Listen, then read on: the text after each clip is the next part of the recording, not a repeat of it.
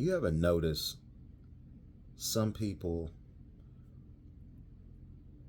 they don't wish for you to be at the bottom, but they only wish for you to be only but so successful.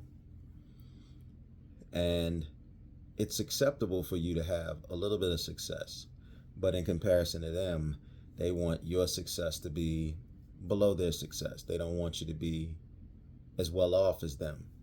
And if you do pass a certain threshold, they start to show their jealousy. They start getting an attitude with you. They don't want to see you win. Not that much. You got to be careful about people like that. See, they're the obvious people that don't want anything good for you. Then there are some people out there, they want so much for you and they will push and ride for you.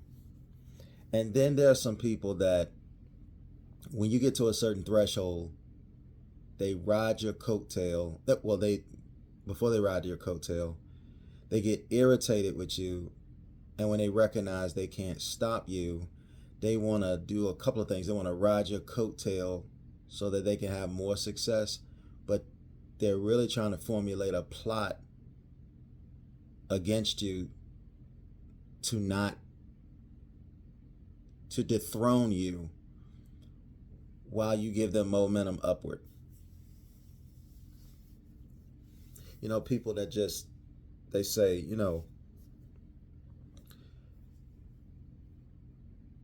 I see that you're cold and I have a blanket in my trunk,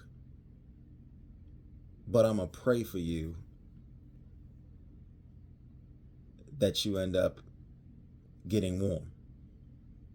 Like they have the ability to be able to change your situation or make your situation better, and they blame it on prayer. You know people like that?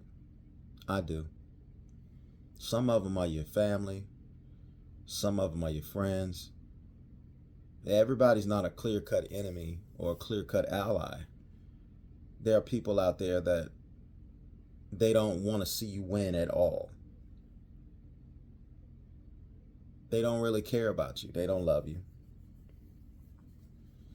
But because of their title or their position with you, you feel like, hey, well, they just tripping. It's cool. They love me, whatever the case may be. No, you got to basically put everybody through the fire to find out what's inside of them.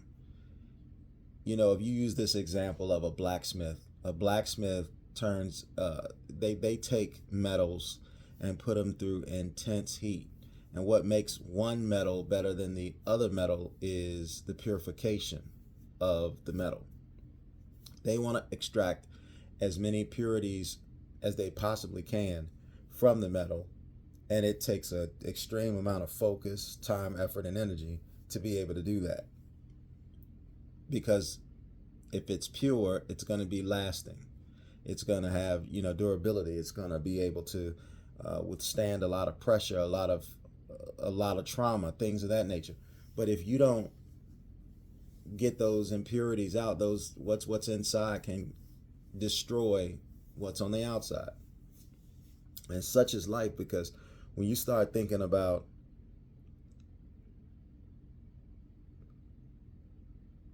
how someone's life can turn upside down, or as the saying goes, inside out, you start to realize that it really matters what's on the inside. It really matters the shadow work that you do. It really matters the things that nobody can see you doing, that you are doing to work on yourself to get the manifestation of what is going on around you. Look, I've been there. I've done that.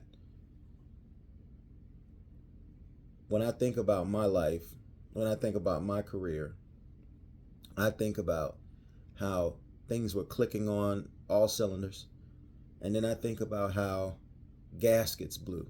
I think about how I think about the peaks and I think about the valleys of my career, of my life. But what doesn't change, and what should not change for me and anyone, is what you do behind closed doors. Everybody wants to project that everything's all good, but sometimes everything's not good. And I'm not saying that everything needs to be on Front Street and show, but sometimes when you're doing the work on yourself or whatever the case may be, you are trying to, you don't need to be out in the limelight. You don't need to be out with the lights on you, the spotlight. You need to be working. Matter of fact, you shouldn't be trying to grab the spotlight. You should just let your life be a light. Nobody's gonna give you anything, especially this day and age. I mean, I see in my community all the time, pooling our resources together is the obvious choice. But how folks have this independent mindset, gluttons, greedy, whatever you want to call it, because they want to get all the glory for themselves. You can't always have it just like that. And together, everybody achieves more. But it's a spirit of selfishness that's going on. And a lot of times we don't even have a reason for why we hating on somebody. We don't have a reason for not wishing success on somebody. Sometimes a person only needs just a little bit of crumbs to be able to make a meal, and you won't even offer that from your table. And you got stuff left on your plate. You just sitting there eating, and you push back from the table because you full and you still got food on your plate, and somebody comes around and they're hungry, and now you covering your plate because you don't want nobody to eat off your plate. Like, that's going to be a disservice to you. And a lot of times you put food in the refrigerator that you ain't eating, and you ain't never going to go back and eat. Now you open up your refrigerator days and weeks later, and you're sitting there saying, what's that smell? Why does it stink so bad? Man, something went bad in the refrigerator. And you got so much stuff stored in your refrigerator that you were never going to eat. But you tell yourself, I'm going to eat that later. You know, I get on it with my kids. It's like, you go to the store, you see things and you want to buy them, and then you buy them, and then you never intended to eat it. You just wanted it because you saw it. And then if you don't, and then, you know, one of my daughters, she left something in the refrigerator, and I'm literally using this. She left something in the refrigerator, and her little sister wanted it. And she had a problem about her little sister wanting it. And I had to break it down. I'm like, when were you going to eat that? Couldn't even name it. I don't know. Look how long it's been in the refrigerator. If you don't eat it, it's going to get thrown away. But she would rather throw it away than to let her sister eat it. And as adults, we have nourished that type of behavior into adulthood.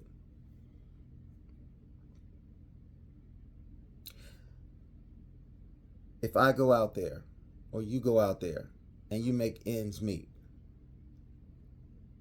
but your brother, your sister, your friend, your cousin, they go out there and they make more than ends meet.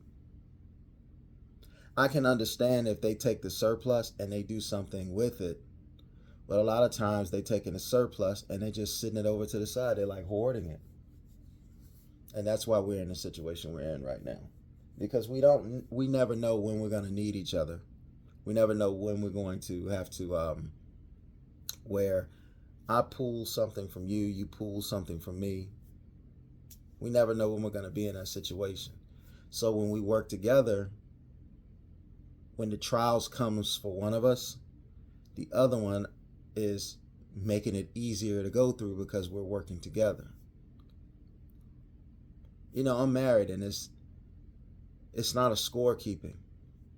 I've been with my wife for almost 2 decades. All right. And wait a minute. It's been 2 decades. Exactly. Me and my lady's been together for 20 years.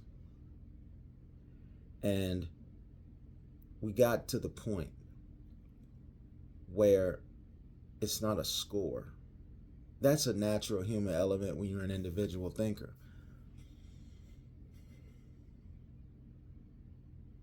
But if she got it, I got it.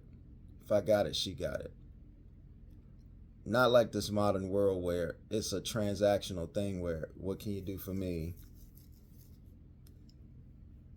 Let me make sure I'm not doing too much for you.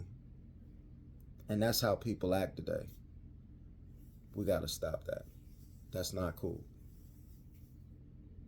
We have to be happy for our brethren, our sisters. We have to be happy for one another. We have to push each other and lift each other up and not worry about the score.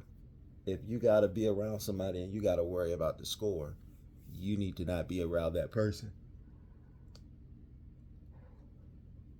You know what I mean? You got to make sure that you're around somebody that you can let your hair down. And I'm not saying that you need to always be in a relaxed state, but your circle should be a circle that you can trust. And don't get upset because somebody's got a lot of people in their circle, because typically if you have a lot of people in your circle, that ain't a trusting circle. A circle is small and intimate. And whatever the title of the person is, it shouldn't matter. It's how they're moving and how you're moving. If you ever find yourself jealous of somebody, remove yourself from them, because that is a spirit that could destroy your life or destroy somebody else's life.